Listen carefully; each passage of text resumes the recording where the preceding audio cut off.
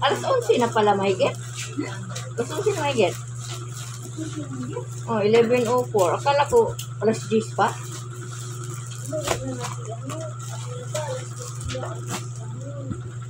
Akala ko mag-alas 12 na pala. Oras na? Ay, Mag-alas 12 na. hindi mo talaga na po magpapampala ko sa kadandaan. Large na. Kanina nasiko ko din sila. Oh, sige, natin ito lang. Bilangin ko pa. So, 4, 8. Ay, ito lang. 10. So, 4, 8. Kulang pa isa. Sagit lang.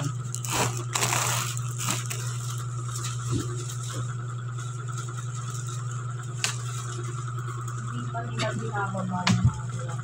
Doon sa ilalim ng kabesa nila sa ating nagsindihan. Ha? Akala nila doon ako mag-mobile.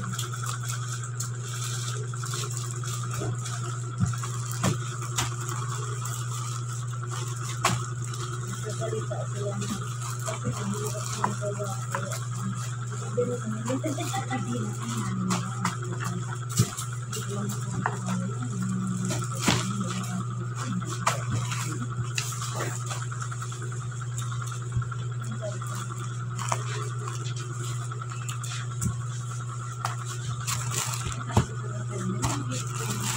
Sampo.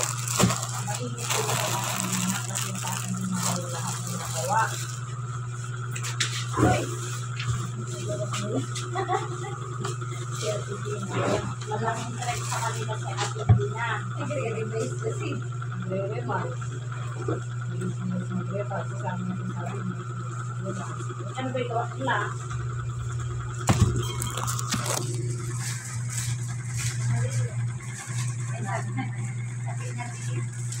Alam naman din ang sinasabi ko at hindi na kami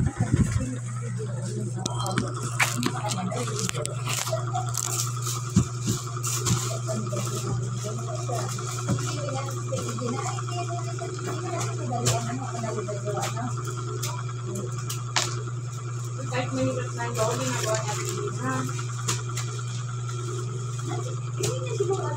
Naalala ko pa yung napusto ko dyan, pinatulungan ako ni Gina yung mga pulo. Yung barangay, pinatulungan ko ni Gina.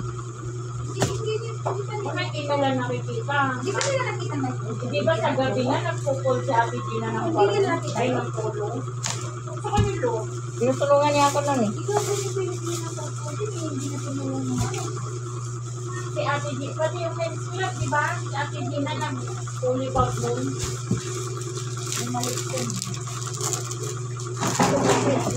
Itong Mainit sila kay Ate Gina kasi nakikita nila. Basta ano ito eh. Direct si Ate Gina sa kanila.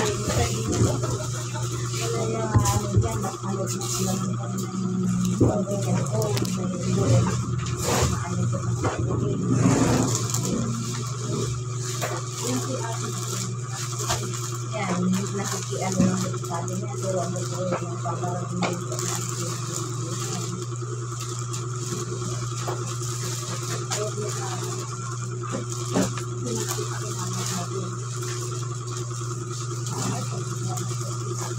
ayan, noon yung sinasabi niya na ako ang pinagsisintan niya na ako at napaparating ng ito. Nagyan ko talaga ito. Sabi ko, gusto mo mapaparating ko yung mga influencer na ito. Sabi ko, mama, ano ni mama? Hey, sino na naman mo? Ang laki. Mama dito eh. Kaya ako dito. Pinagbibitawan mo ako na ano? Gusto mo mapaparating ko na gusto mo ano mga sinasabi mo sa kaya. Tapos ngayon kayong ganun na ating buwan. Tungkol sa ano, yung kinakwit ko pa sa kanya ko ang pansin nila. Ilani dito nung gawin. Sabi ko kaya ilani, ay, huwag ka mo mag-ano yan. Kaya ito, ikaw para ito kung mo na yung dati. Martes, sinasabi, hindi, nag-visit na naman ako. Sabi ko, hindi ko bakit ang mga pinagpipilitan ko ako?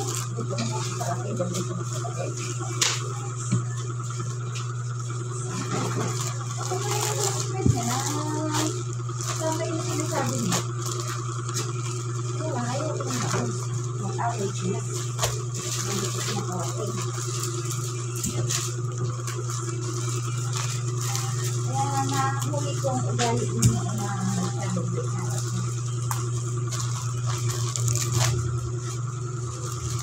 Hindi mo pinto Ate Dalia. Si Ate Dalia, may ang talaga. Ibigay na kay Ate D. Imbis na kay Ate D ng pagmalasakitan niya.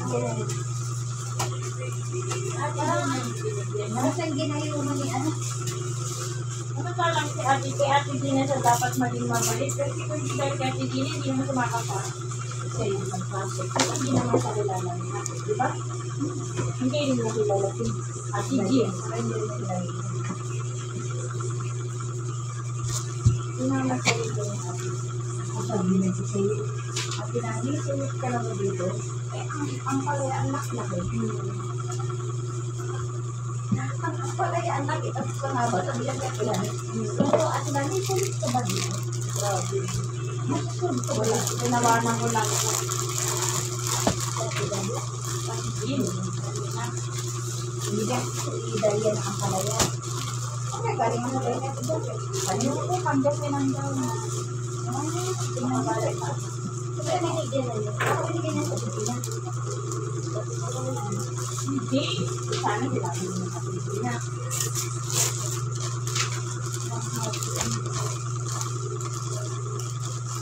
Hindi nga niya aayayin ko namin si Ate D na. Pero si Ate D, naantay mo na umuwi. Meron lang naman kapitbahay lang siya. Pinarinig ko pa nga kay Ate Dina na ano, ay sabi ko sa ito, sabi lang pala kasabahin ni Ate Dina. Anak nang hinasitahan.